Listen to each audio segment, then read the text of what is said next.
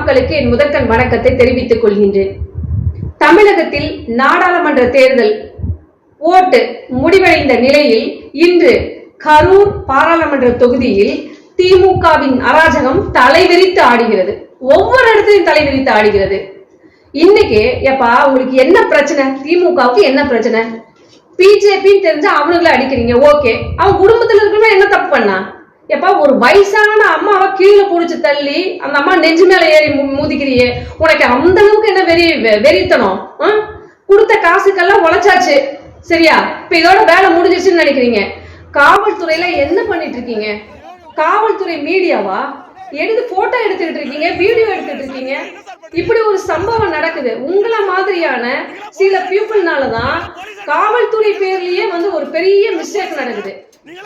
Annamalai IPS தான் first உங்களுக்கு போர்க்குடி தூக்கியிருக்காரு. 8 மணி நேரம் டியூட்டி, 8 மணி நேரம் டியூட்டி, 2 மடங்கு சம்பள உயர்வு அப்படின்னு சொல்லியிருக்காரு.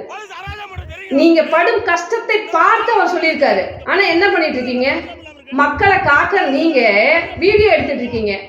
என்ன உங்களுக்கு டியூட்டி கொடுத்துருக்காங்க, நீங்க என்ன டியூட்டி பார்த்துட்டு இருக்கீங்க? திமுகவுக்கு ஒண்ணு சொல்லிக்கிறேன். அதாவது இன்னைக்கு பிஜேபி ஜெயிக்க போகுது, கரூர் பாராளுமன்றத்தில் ஜெயிக்க போகுதுன்னு தெரிஞ்சுக்கிட்டீங்க.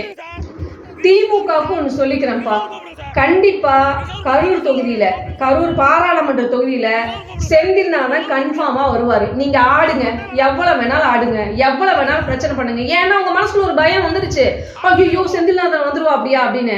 இந்த திமுக அரசுக்கு கண்டிப்பா ஒரு முடிவு காலம் வரப்போகுது. அதுக்குதான் நீங்க இத்தனை ஆட்டம் ஆடுறீங்க. ஆடுற வரையில ஆடுங்க. இந்த திமுக அரசு கண்டிப்பா இதோட வீழ்ந்து, சரிங்களா? அண்ணாமலைக்காக அண்ணாமலை ஐபிஎஸ் இங்க நிக்கிறதுக்கு தான் பாத்தீங்க அப்படின்னீங்கன்னா செந்தில்நாதன் இறக்கிருக்காரு. இதுல எந்த மாற்று கருத்து இல்ல. செந்தில்நாதன் வரப்போற கரூர் தொகுதியில அத்தனை இடத்துல நீங்க உங்க அராஜகத்தை பண்ணிட்டு இருக்கீங்க. பண்ணுங்க. இந்த அரசுக்கு ஒரு முடிவு வந்துச்சு, முற்றுப்புள்ளி வரப்போகுது. யாராவது எங்கெங்க பிரச்சனை பண்ணாங்களோ எல்லா வீடியோவும் இதுல அப்லோட் பண்ணுங்க. இந்த கமெண்ட்ல போடுங்க. இந்த அரசுக்கு ஒரு முடிவு கேட்கட்டும். இந்த காவல்துறை இதுக்கு முதல்ல பதில் சொல்லியே தீரணும். முதல்ல அந்த போட்டோ எடுத்து வீடியோ எடுத்து இந்த காவல்துறை பதில் சொல்லணும். பதில் சொல்லுங்க. அப்பதான் இதுக்கு வீடியோ காலம் பிறக்கும். நன்றி, வணக்கம்.